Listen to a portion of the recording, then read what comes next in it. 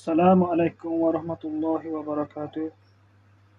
Jumpa lagi kita dalam channel saya hari ini.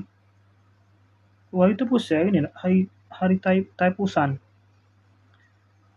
Hari ini 11 hari Selasa 11 hari bulan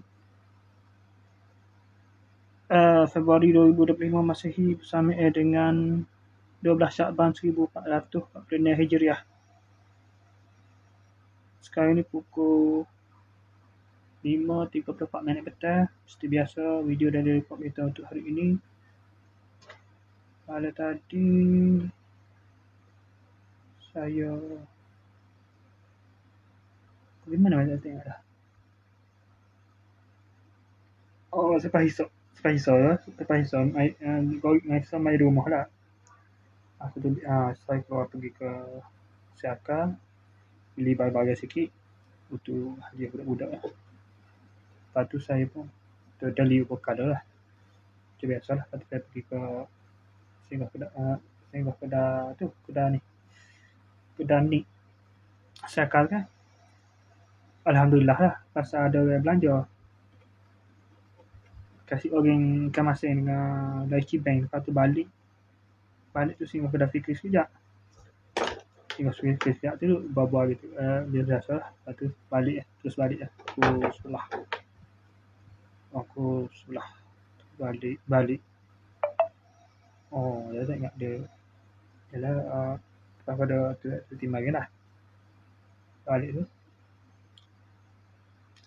Tidur dah pukul 2 pagi tak silap malam. Dah 2 pagi. Tidur dah 2 pagi, bangun pada pukul 7 pagi, bangun mandi terus mandi subuh.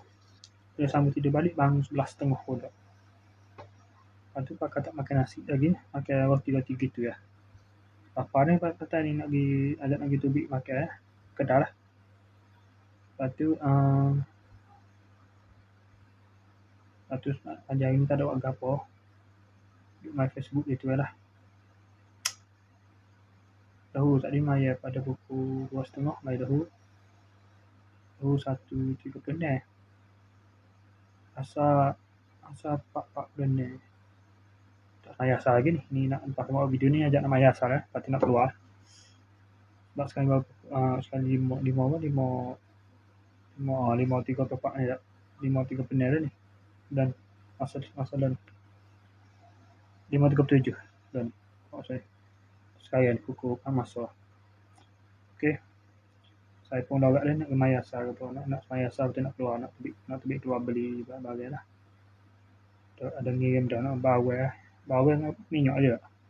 Okey, sekali itu saja untuk sesi video tadi report kita untuk hari ini. Assalamualaikum, jumpa lagi. Bye.